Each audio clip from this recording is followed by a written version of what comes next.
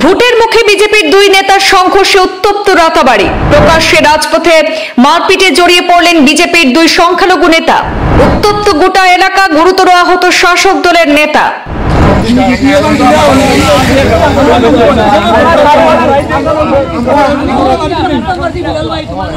শাসক দল বিজেপির সংখ্যালঘু দুই নেতার মারপিটের ঘটনায় উত্তপ্ত হয়ে উঠল রাতাবাড়ি।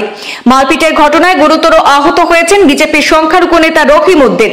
আরেক নেতা আলিম উদ্দিনের নেতৃত্বে আক্রমণের গুরুতর অভিযোগ। বিজেপির সংখ্যালঘু নেতাদের হম্বিতম্বিতে পুরনো বিজেপি কর্মী সমর্থকদের মধ্যে বাড়ছে উদ্বেগ।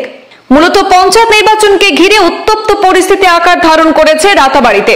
যে বিজেপি দলের শৃঙ্খলা পরায়ণতার সুনাম ছিল, আজ তা রীতিমতো ধুলোয় মিশিয়ে গেল রাতাবাড়িতে। শাসক দল বিজেপির দুই শিবিরে প্রচন্ড মারপিটের ঘটনা সংঘটিত হয়েছে রাতাবাড়ি তথা নবগঠিত রামকৃষ্ণনগর বিধানসভা এলাকায়।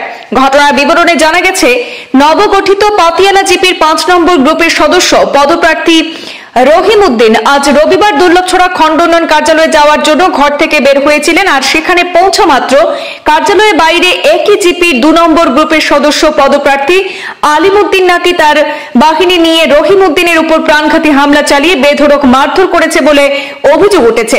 এতে গুরুতরভাবে জখম হয়েছেন রহিম উদ্দিন।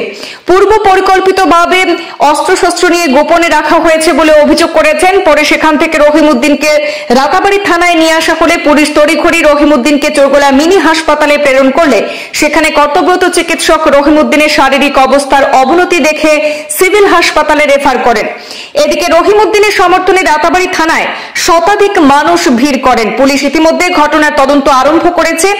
দুই নেতাই শাসক দলের বিজেপির সংখ্যালঘু শাখার প্রথম সারির নেতৃত্ব বলে জানা গেছে।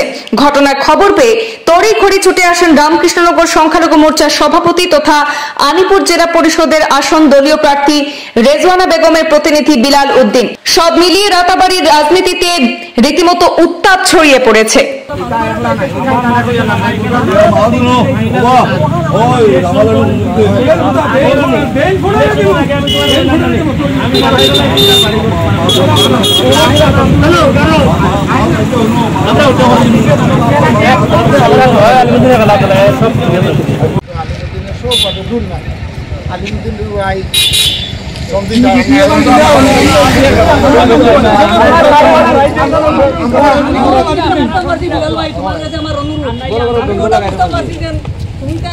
সংগঠন থাকি আরে হাবুন দাদা একটু দিতে দিলে